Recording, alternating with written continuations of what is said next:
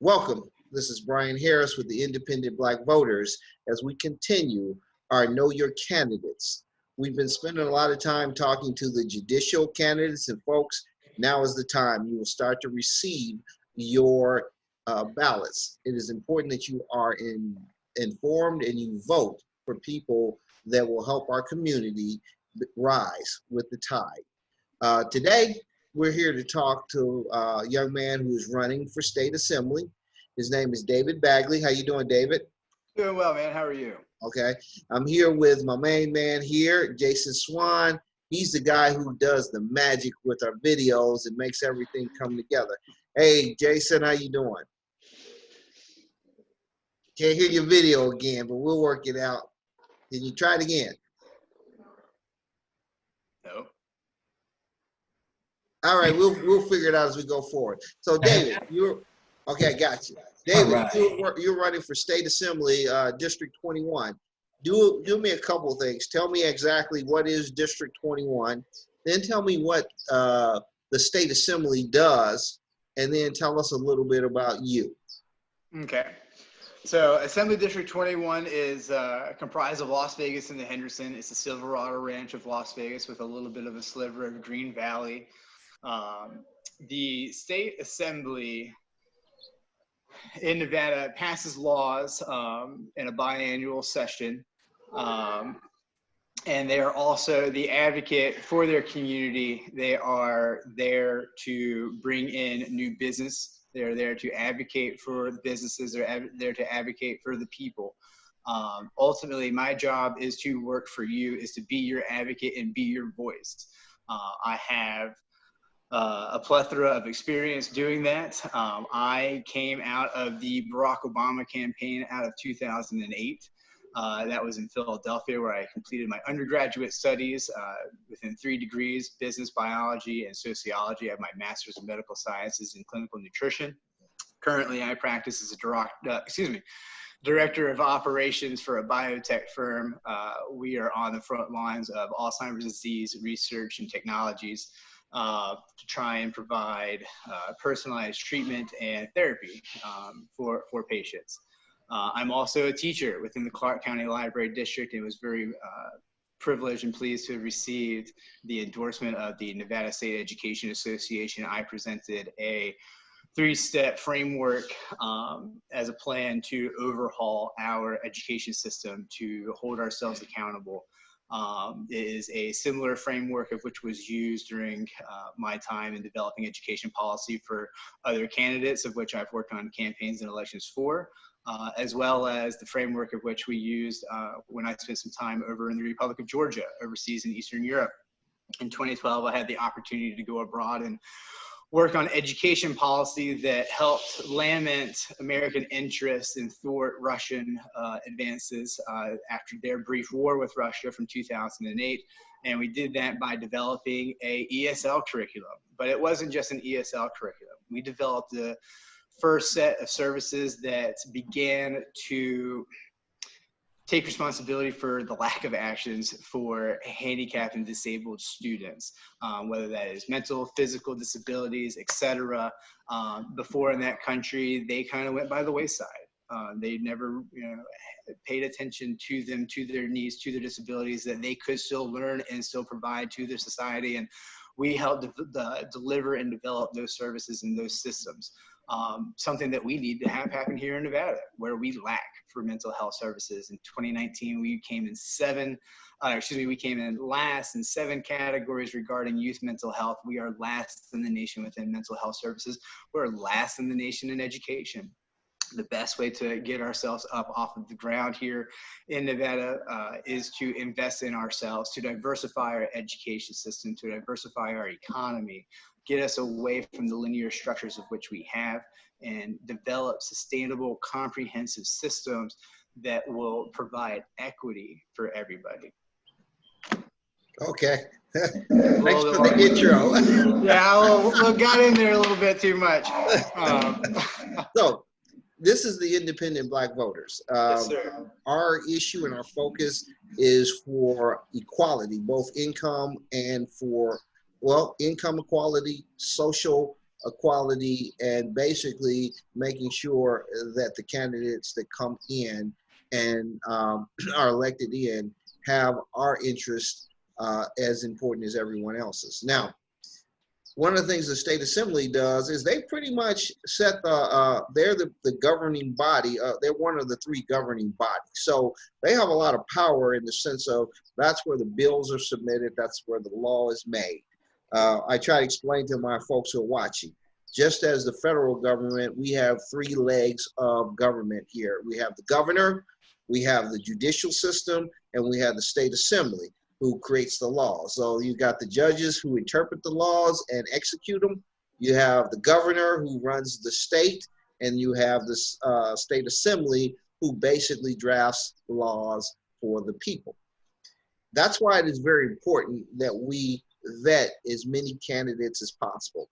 While people don't realize the Black populace is throughout Clark County. We're everywhere. We range from anywhere from 5 to 15 to 20%, all according to what location, but we're everywhere.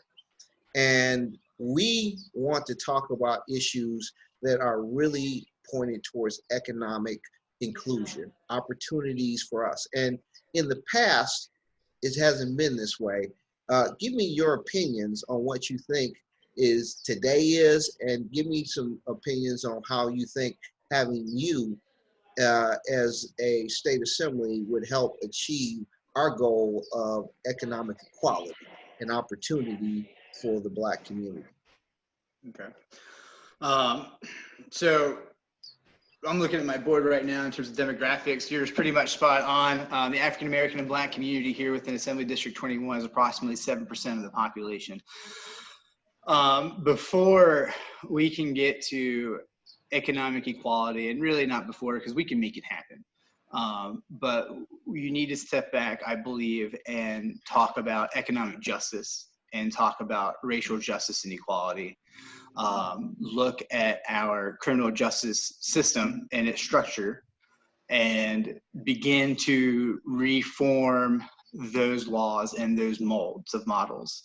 And I start there because far too often, you know, for example, let's just take, okay, so the war on drugs, you know, with marijuana ended in this state in 2019. Our governor sealed the records for previous offenders, et cetera, that fit their scope. However, there was no economic justice. The majority of individuals who get arrested within the African American and Black community are primarily the breadwinners. If you eliminate the breadwinner from the household, you immediately stop the economic income coming into that household, affecting everybody else. Okay, but David, I want to stop you for a minute. I want to stop you because here's the thing that I'm a middle class Black man. Nobody in my family has ever gone to jail. Our issues all the time, people talk about us, they talk a lot like the big issue is, yes, we have to deal with criminal justice. Yes, I agree with you 100%. But when I look in the state assembly, we have to deal with the biases that are going on when you look at the economic side of this government. I agree with you on the other issues, but when I come to here to talk, I give you an example, the stadium.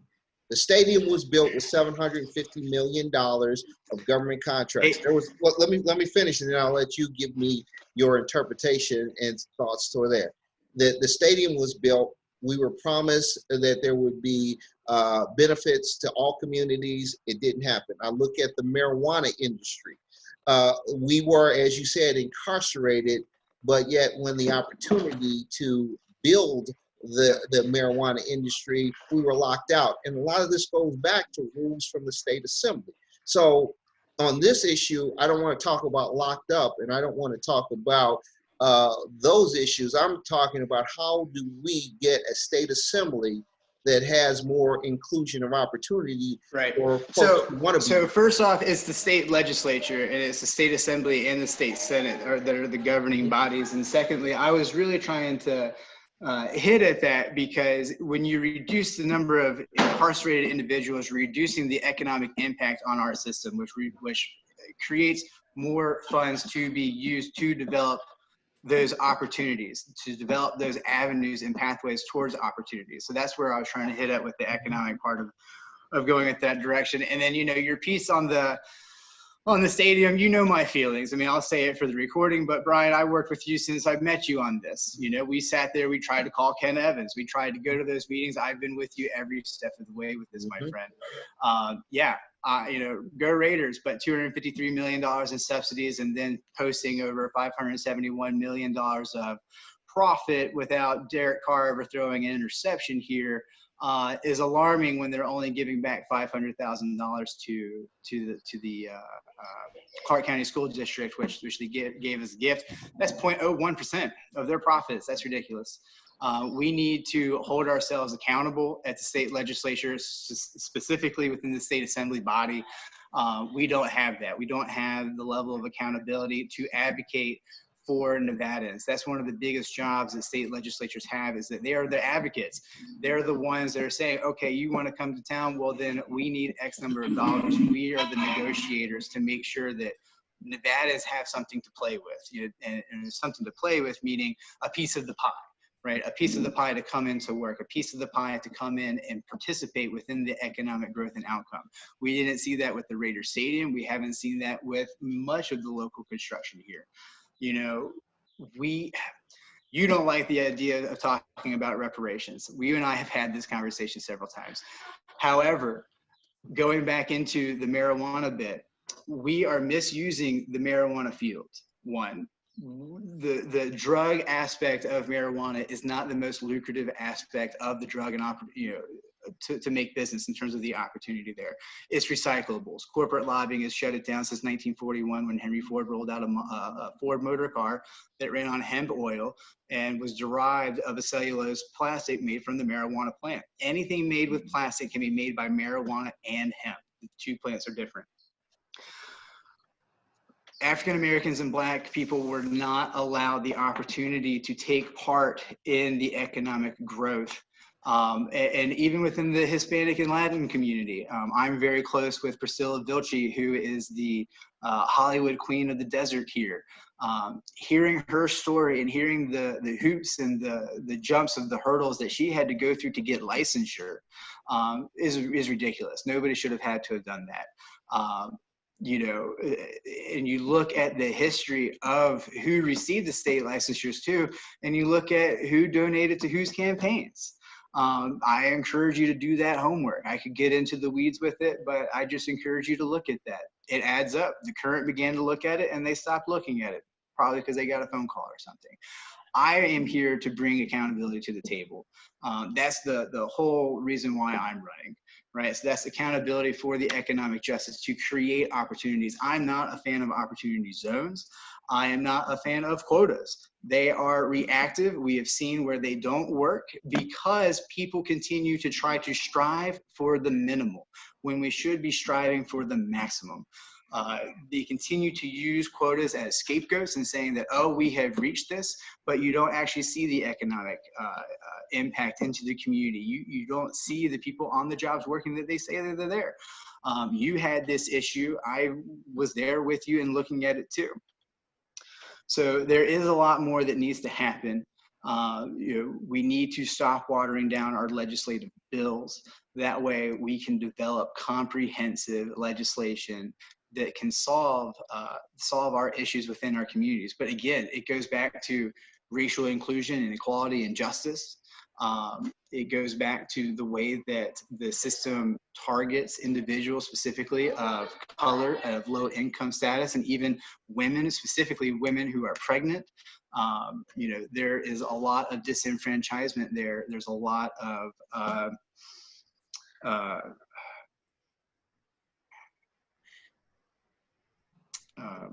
there's just a lot going on. And you don't see people working. You even see people who are trying to develop programs. I'm very close with Evelyn Pachenko and have the opportunity to receive their endorsement of Women in Trades. And they're hell and high water trying to get some wiggle room in this environment here. Why? That is the main question that I think that we continuously have to ask ourselves. And even in passing legislation, turn back around and say why. And two, we have to support that implementation of it. You know, if we continue to just pass a quota, to just say that things will get better, without actually providing the support of implementation and putting it into the community wholeheartedly, not just with our pockets, but with our hearts and our minds, we're not going to have the impact or the outcome of which we strive for. And that's within economics, it's within education, within healthcare. You know, again, in order to be working, you have to be healthy. You know, a healthy worker is a producing worker. And if you're not healthy, you can't work. So the access to affordable and quality primary, secondary, tertiary care is extremely important when we're talking about reaching economic goals. I know you want more of the economic opportunity and how to get there in those steps. But there's so much more within that answer, because there's no such thing as a single issue. Audre Lorde once said it best, that there's no such thing as a single issue because we do not live single issue lives. Therefore, we need to be complex. We need to be comprehensive within everything that we do and attend to accomplish. Okay, I appreciate it. This is here to hear what your thoughts are. You know, it's interesting because I heard you say you don't. I do support quotas, and let me tell you why. Let me tell you why. If you look at it right now, and I'm looking at right now, the state assembly has numbers. They're supposed to follow any types of work that is done and at least report the numbers to see if there's some type of equity of economies or equity of participation. They have this on the books and they don't follow it. Yeah, exactly. When you look at it, it's not the fact of the quotas. It's basically the fact that they're not being followed because there is no penalty to not follow through. Let me finish. No, I'm sorry. I want to bounce this back and forth with you. Sorry. Exactly. I'm just kind of giving you some facts on it. Yeah. When I talked to Tom Stoyer, I asked him the question because the biggest redistributor of wealth in the government is the federal government. And when you look in the state, the biggest redistributor of wealth there with public works, construction. Right now, there are no quotas and Black folks are pretty much being locked out. If you look at what's happening, yes, there are more women that are involved, but they're done because what happens is that the contractor, who's a multi-million-dollar contractor, will now put it into his wife's name, and then he'll still keep all the peanuts. So I believe that it has to be some type of quotas that actually force the companies to stop playing the same old games of shake my head and do what I want to do. So that's where I guess we have a difference in opinion. Is I believe that there has to be some type of requirements because I'm an affirmative action base. So I agree with you, but my problem there is right with what you said, the accountability behind the quota. You know, if we continue just to go up and clap hands and shake babies and think that we are, or kiss babies, you don't shake them, kiss babies thinking that we do a great job every single time, then then that's what we believe. But you and I both know that that's not true. Put teeth behind it.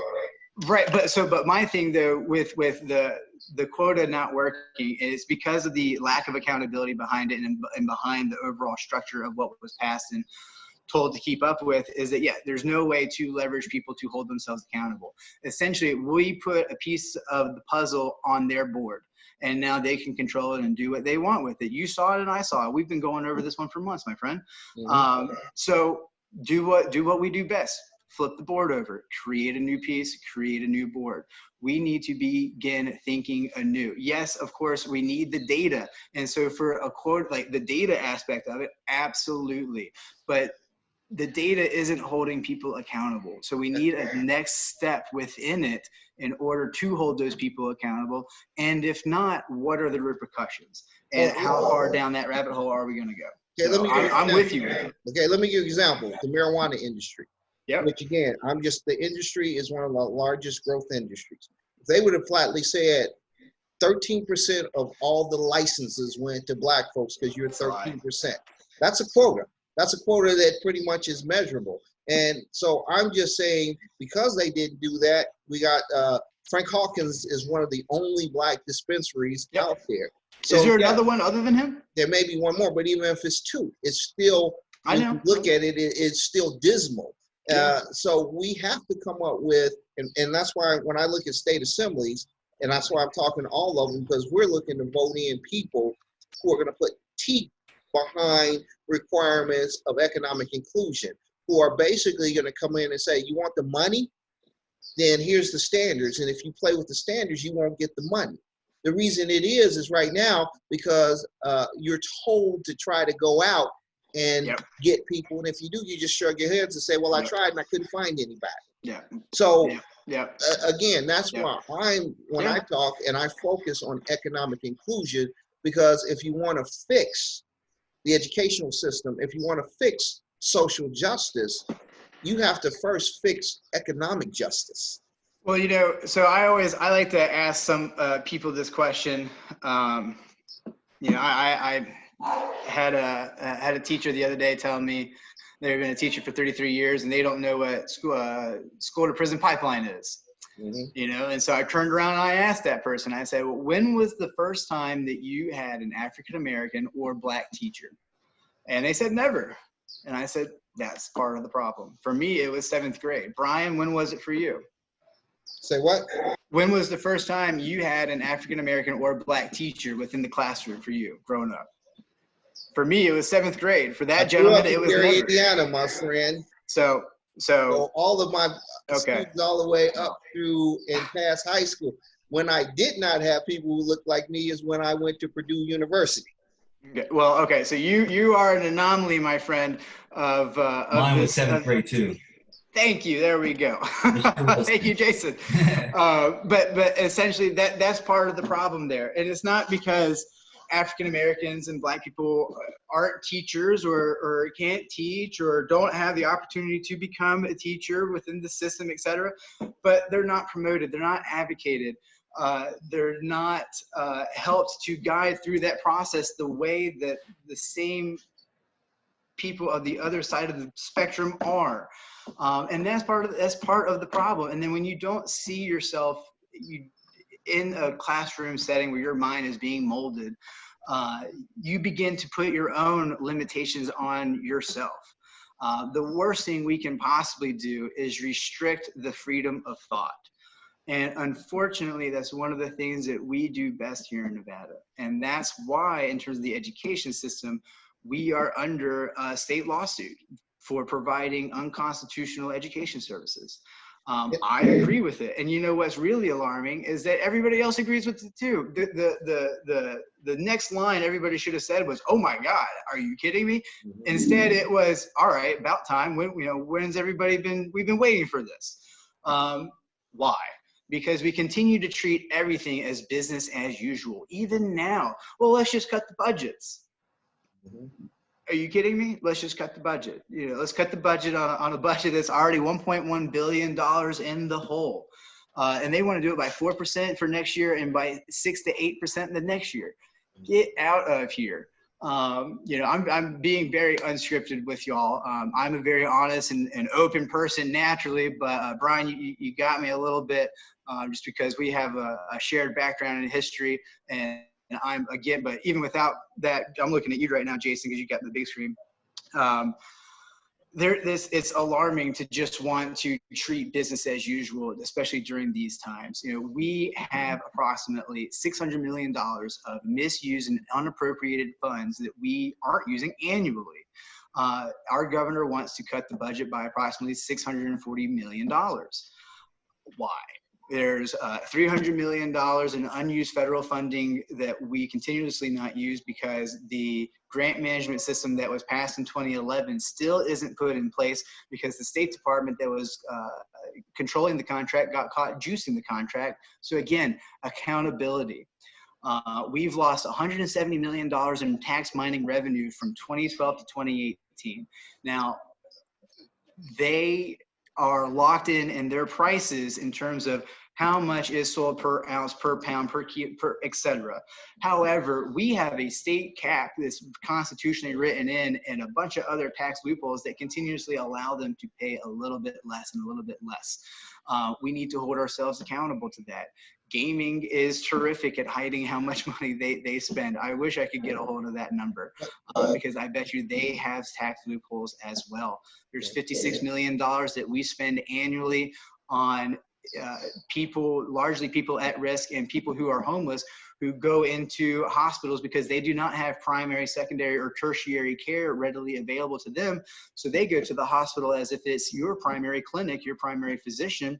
They're uninsured, and the state is stuck with the bill, and that usually is attuned to $56 million annually, or at least that's what it was in 2018. And David, I want to stop you for a second because again, those are great.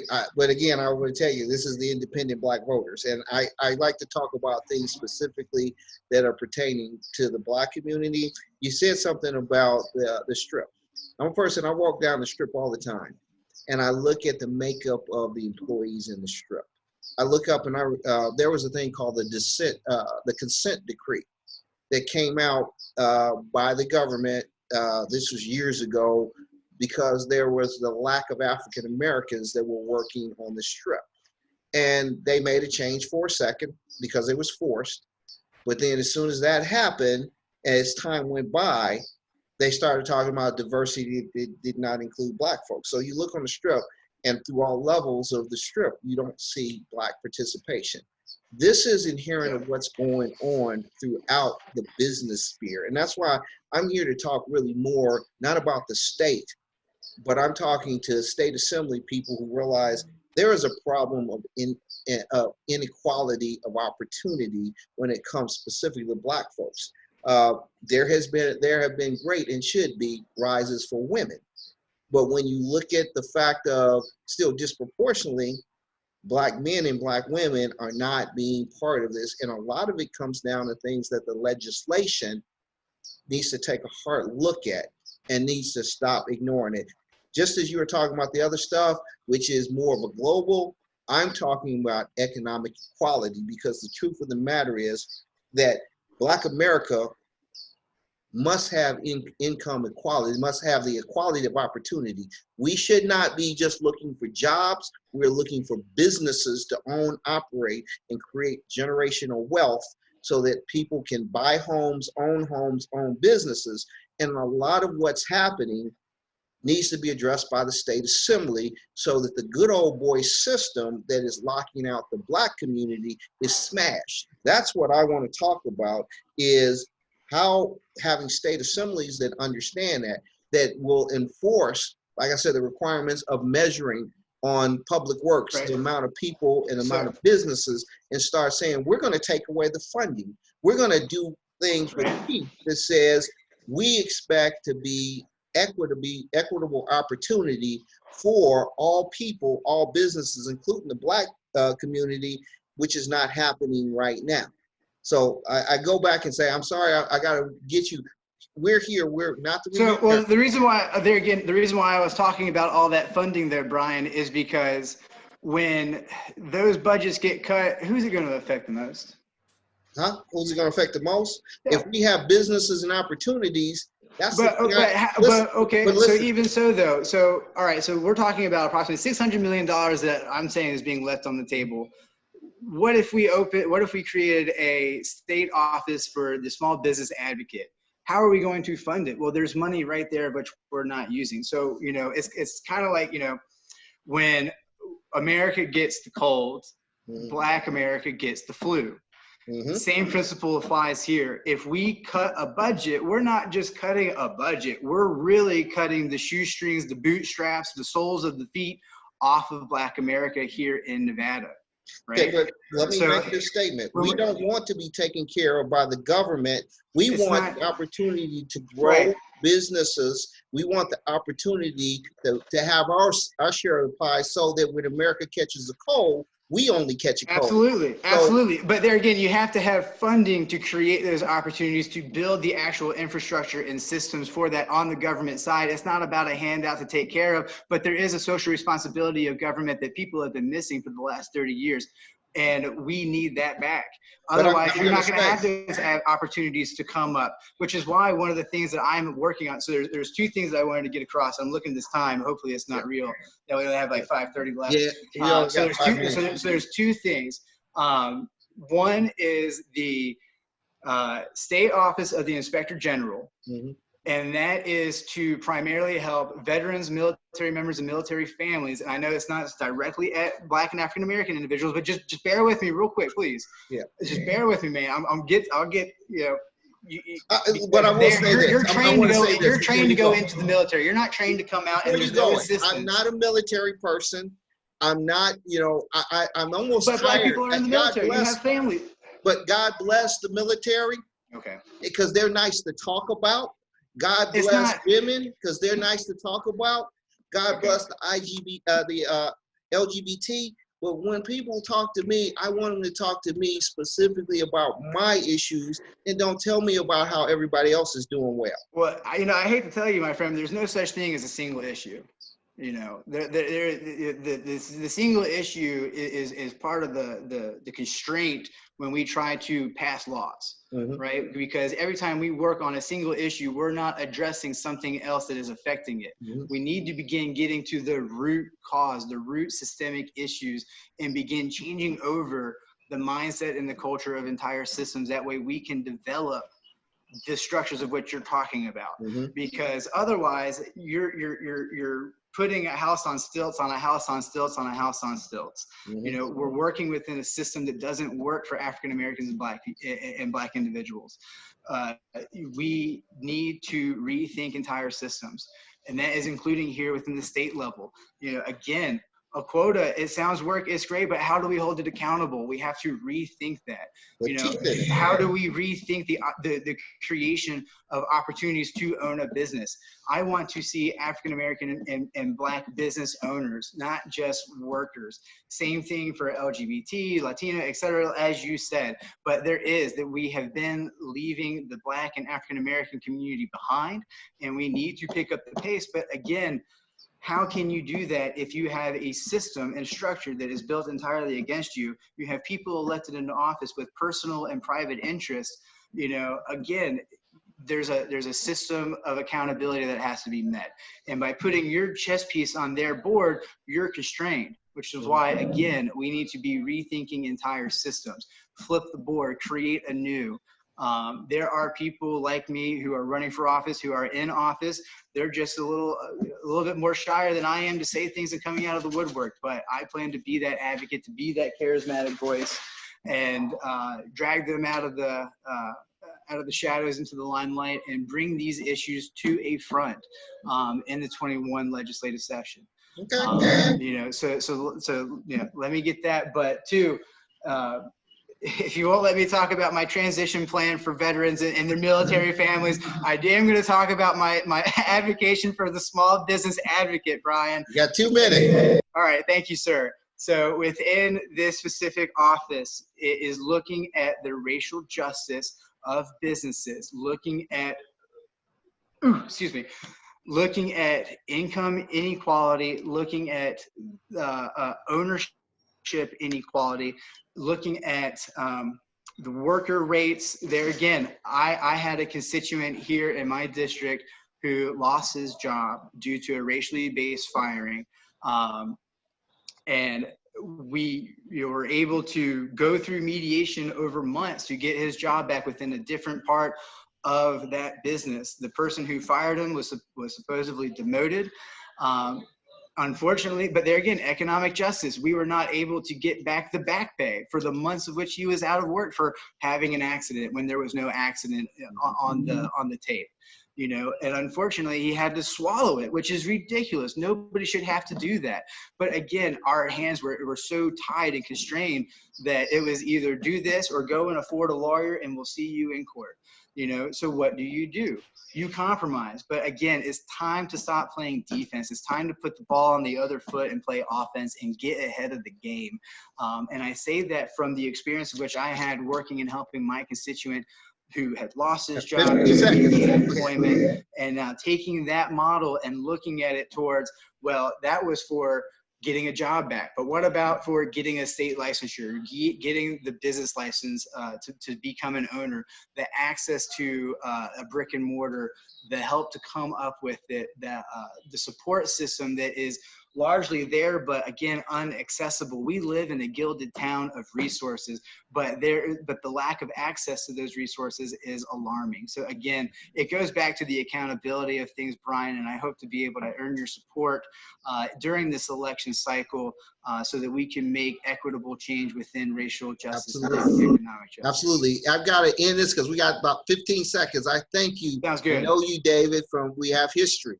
We don't have to agree on everything. That's right. First thing is being able to talk about the issues.